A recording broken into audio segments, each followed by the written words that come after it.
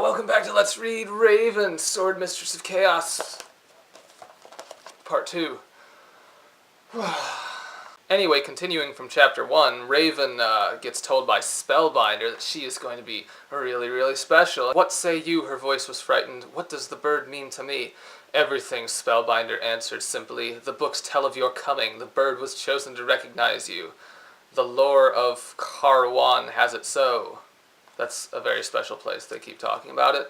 Maybe we'll get to that later, maybe not. Who cares? Do you care? She wakes up the next morning to find a skimpy armor and a sword next to her, and goes out and starts to do battle with Argor, who was wearing a loincloth and a sleeve shield in his huge right hand, a long, straight-bladed sword. And basically they fight for a while, and he's so much better than her, and he shoved her backwards, and she pitched onto the sand, slender thighs flailing over blonde-maned head, and came up cursing. Argor laughed, parrying her stroke. His own blade darted around her as a wasp flits past its prey, touching, lifting out and away, thrusting in again, until she howled her frustration and threw her sword at him.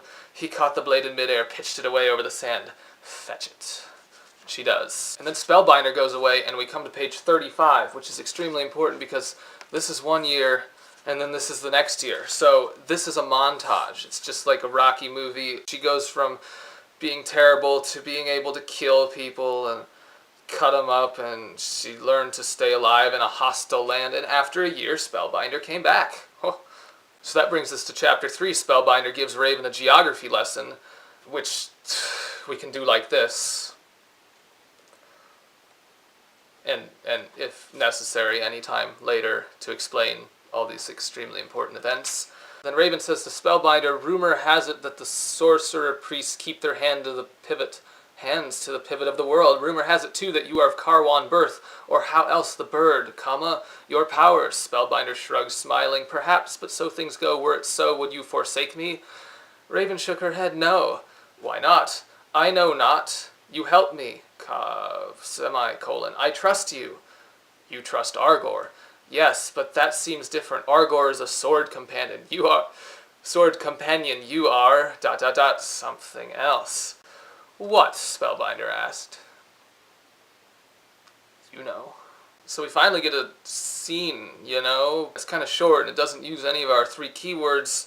It's only about a paragraph long. I think we'll get much more interesting material in the future. Right after that, the outlaws decide they're going to go steal a ship and stuff and fight people and kill and get money. And that, of course, all works out well. It's kind of like the rule of the bad guys can't shoot.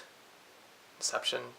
And then they decide that Spellbinder's going to go visit Lyand, which is the city that Raven comes from. And she says, "Oh, man, I want to go because I want to go kill that Carl Don Wayne, who's something about a slave driver and rape and whatever." So now we're at chapter 4. Raven and Spellbinder walk into Lyand wearing robes of virginal white, and he's wearing brown. That's good.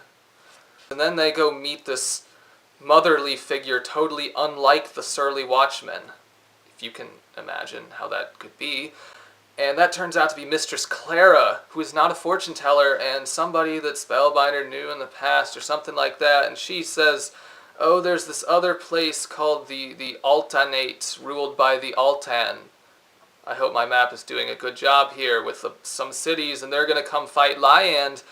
And guess what? This guy named Carl Don Wayne left Lyand to go over there." And Raven doesn't like this because she wants to jack his face up with throwing stars. So she says, "Oh man, can we not follow him?" She turned to Spellbinder as Mistress Clara, who was not a fortune teller, left them, her eyes fervent within the cowl. "He cannot be far ahead." "Wait," murmured Spellbinder, "there are greater games afoot than your vengeance. Like saving the world, probably. In time, perhaps, we shall catch him. Until then, be patient." And they're riding off to soon enough they breasted a ridge. Does that count? I think so. So I guess they're going to see the stone at Quell, which is very interesting because I thought they were dressed up as fake pilgrims to get into Lyand for a reason that I really don't know, but I guess they really are going as real pilgrims, and this stuff seems like a bunch of connective tissue, because now we're at chapter 5. Already, the radiance within the chamber seemed to grow as Spellbinder approached the stone.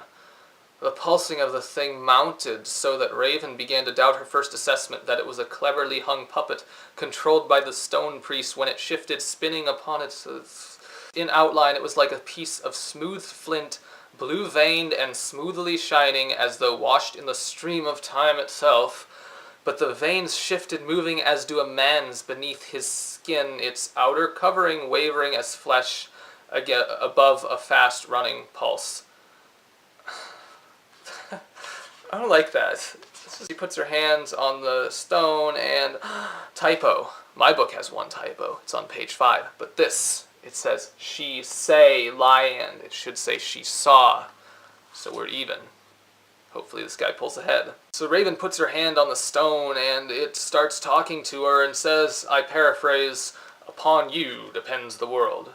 Oh wait, I don't paraphrase. It really says, upon you depends the world. So that seems good enough, but no, we keep talking. All existence intermingles. A man crushes a beetle and a fledgling bird starves because the bird ceases to exist. A flower is not pollinated because there are thus fewer flowers.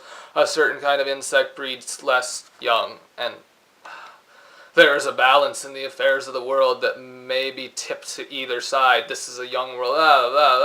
You, Raven, are of that furnace, the catalyst of history. You are one of the world's pivot points, and upon you rests the destiny of the future. What must I do, says Raven. Be yourself. Act as you feel you must. So after all this running around, we finally get to the point where the stone tells the heroine that she's going to save the world. And furthermore, just do whatever. But Raven needs specifics. And Don Wayne, she says. What of him? Is he denied me? Because I want to rip his throat out of his face. That doesn't make sense. Oh, the stone says, to reach him, you must win equal favor with the Altan. That favor may be won through the bringing of the skull of Quez. So that's all she gets from the stone, but basically now we've got the whole quest set up from a stone, and we needed 5 chapters to do it. Spellbinder says we must travel to Karwan. If the skull is not there, at least they will know of its placement. So now, through amazing coincidence, we gotta go to this one place that she kept asking about and was told, wait, isn't that exciting? When they boarded the little boat, the master looked askance at their dress, choking down his second thoughts as Spellbinder tossed him a sack of coin. Sail west, said Spellbinder. The Ghost Isle will show when it chooses. And finally, something like 6 people submitted guesses for the 3-way overused word challenge, which is still ongoing, so I will not tell you how many thrusts, lusts, and breasts there were over chapters 2 to 5. Though, I'm kind of hoping it picks up in the future, if you know what I mean. So submit a guess if you haven't already. And stay tuned for chapter 6 through something.